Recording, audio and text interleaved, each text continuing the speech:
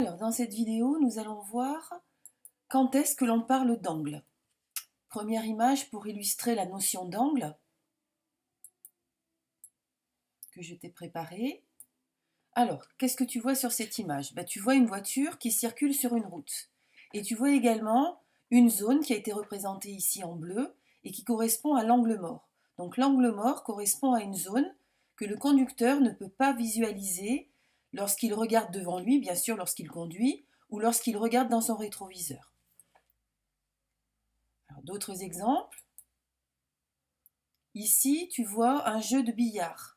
Sur ce jeu, tu vois une boule ici représentée en rouge que le joueur va essayer de placer dans les coins du billard.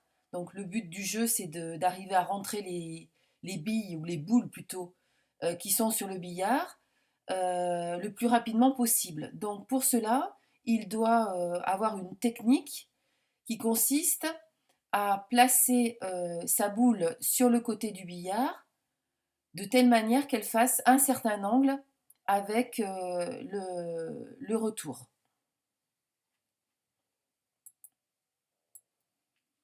Alors, troisième image, ici on voit des paraboles.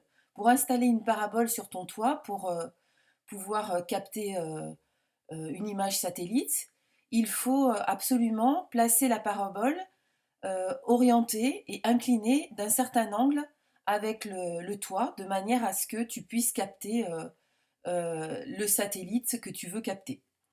Ici, tu as un panneau solaire. Sur ce panneau solaire, tu vois les rayons du soleil qui forment un certain angle avec le panneau. Et cet angle, pour la pose de ces panneaux solaires, doit être respecté suivant des normes. Alors ici, on voit un plan de ville avec des angles entre les rues. Ici, sur cette image, tu vois une maison. L'angle formé par le côté droit de la maison et le côté gauche forme un angle qui n'est pas droit. Et dans l'aménagement de la maison, par exemple, ça ne doit pas être très simple d'avoir des angles de murs qui ne sont pas droits. Voilà, une petite image. Ici, tu vois un plan utilisé par les marins pour se déplacer sur la mer. Donc ici, on a un plan du port de La Rochelle. Et pour se déplacer en mer, donc le marin doit réaliser sur sa carte sa route. Donc il trace des angles. Il utilise éventuellement un rapporteur ou un compas. Ici, tu vois une image qui représente une charpente. Donc pour représenter la charpente, le charpentier a besoin de mesurer des angles et il y a une certaine symétrie dans les angles du toit. Sinon, la charpente ne tiendrait pas et ne serait pas constructible. Voilà. Ici, tu as l'image d'une maison avec un angle formé par les deux pans du toit de la maison.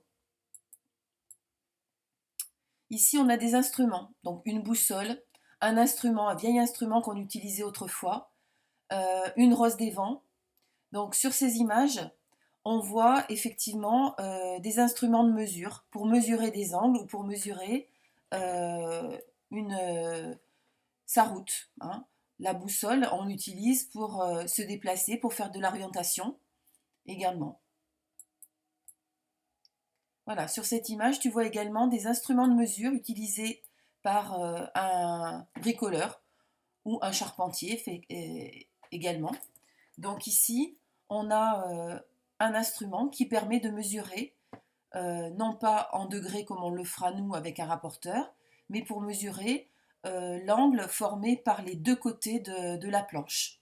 Voilà, et ici on a pas mal d'images avec également ces instruments de mesure utilisés dans la vie pour bricoler.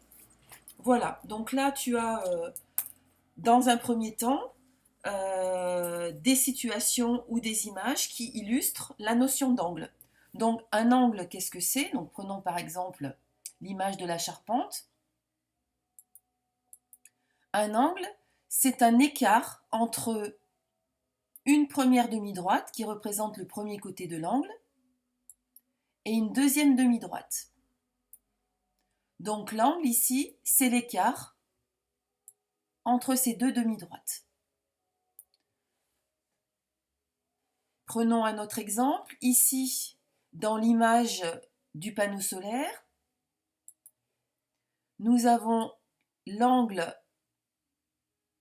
sur le panneau solaire et le deuxième côté de l'angle qui est formé par le rayon du soleil. Donc l'angle d'incidence ici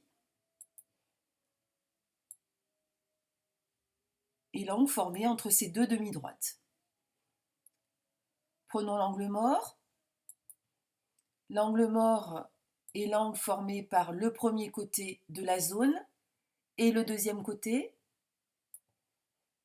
Alors tu vois sur l'image qu'il y a en fait deux angles morts qui sont symétriques.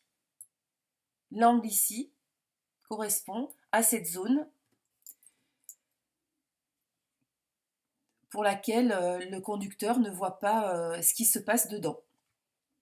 Voilà, un dernier exemple sur les images que je t'ai préparées. Ici, on a les deux côtés de la planche.